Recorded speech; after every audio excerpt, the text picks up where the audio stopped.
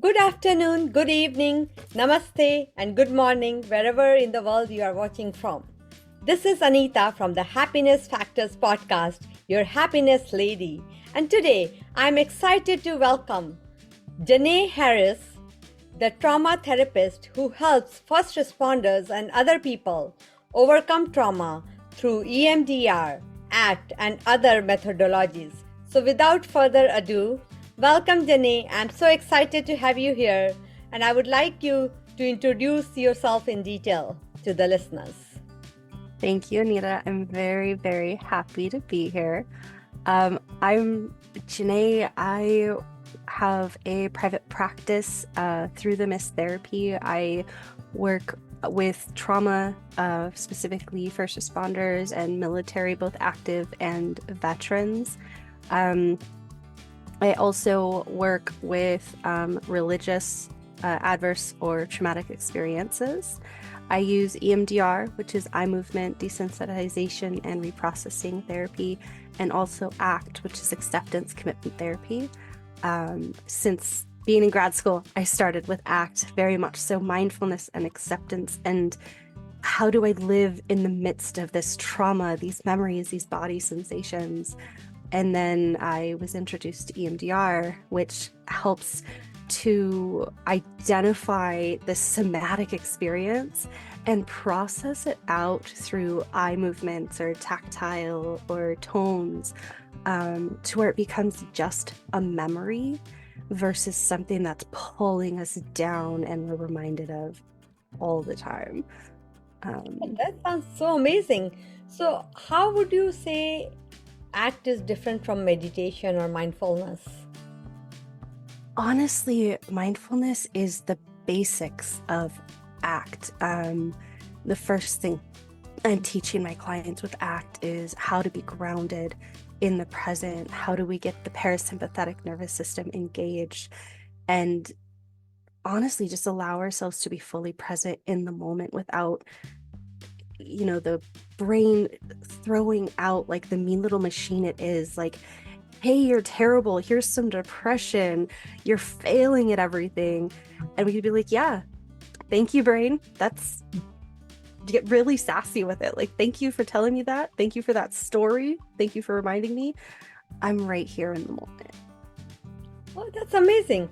It sounds very similar to when I help someone who is numb with whatever has happened and then help them gradually get aware of their own body, their own grounding, their own breath, and start doing something in the moment so that whatever has happened is not that extreme or that intense. Would you say, am I right? Yeah. Yeah, very, very close. I think, and maybe you're saying the same thing too, but with ACT, when we're doing it, the idea isn't to make it less intense. It's the happy side effect. Awesome. So there's traditional therapies where the goal is to decrease the symptoms, whereas with ACT, that's a side effect. Because if I tell you to calm down, what's going to happen? Yeah, I won't calm down. It gets worse. It gets worse. We do the same things to ourselves. Like, oh, I'm supposed to be grounded in the present. I'm supposed to be not anxious. And then it just amps up and amps up and amps up. And so we're just going to let it be, let that fire kind of burn down and say, you're here. It's okay. And I'm going to do this. And it just, ideally, nice little side effect. Yeah. So basically, they focus on something else. Like I'm just like something else, right? Yeah, it's I'm gonna go to the movies, and I'm feeling depressed, and I'm going to the movies. Nice. So addition. That sounds pretty much like a family in India, where even if you're depressed, they'll just pull you out of the bed and say, "Oh, come with us to the gathering or the movie or something else." And so it never gets that intense because you get the distraction in between. Nice, amazing. And suppose someone comes to you and you feel that EMDR is the process for them. So So how would you go about explaining it to them? Like for our listeners, they might not be aware at all, right? What it is. Yeah. So part of my training, I went to EMDRIA, which is the EMDR Institute, which was created by Francine Shapiro. She's the developer of this therapy. So when I talk to my clients about it, I tell them like, hey, I am fully trained. I will be I will be certified once I submit the paperwork. Uh-huh. Of course, I'll do it later. I'll do it later. Procrastination. But when I'm explaining it to them, I let them know trauma is my bread and butter. That is what I'm here for. It's, my population who I want to help. And I've noticed trauma. If they haven't come to me straight out saying like, hey, I have trauma, I need to work on this. As we get to know each other, if I'm noticing it, I'll say, hey, I'm noticing this trauma. You keep saying that you feel it. I ask you and you say it's right here. And I'll ask you, what's the thought that's coming up? Yeah. I'm not worthy. Oh, wow. Who's the first person who said that to you? When did you first feel that? Do you remember? And then I talk to them about trauma, big T traumas, which are what we typically think of when we think of trauma, like a car accident or an assault or war, or a tiny T trauma, where I was standing up in class and I started stuttering and people laughed at me. How those can impact us as adults. And then I talk to them about the phases of EMDR. I talk to them, the first two phases, I'm teaching you resources. Those are coping skills, breathing techniques, soothing places. How do we manage our day-to-day life? I'm getting to know you, building rapport, creating this space. And the reason I love this therapy is that my clients are in control the entire time. This can take as long as they need. Nice. And it's their brain that's doing it. And the power my clients get when they hear that, and that reinforcement of, oh, you're not just going to push me and make me do this, and being willing to step back with them of, okay, we need to talk today. That's okay. I don't need to reprocess. It's fantastic. I go through and talk about headlines of trauma, so I don't need the detail. You can tell me, like I'll say, hey, have you ever been in a natural disaster? Yeah, when I was 14, I was evacuated because there was a fire. Yeah. That's all I need to know. I don't need to know I was evacuated and I came back and my house was burnt down. I had to go through the rubble. Headline, that's all I need from you. And then once we have a really good rapport, we're ready to get in this. You feel confident. I feel like, hey, let's go, let's do this. Then we start the reprocessing. And that's what people think of when they think of EMDR, is the reprocessing. And this is where we mimic REM or dream sleep. Your eyes are rapidly moving, the tones are rapidly going, or we're using tappers or, the butterfly technique. And we use that to unlock and process. We start imagining this memory, the thoughts, the memories, the feelings, physical sensations.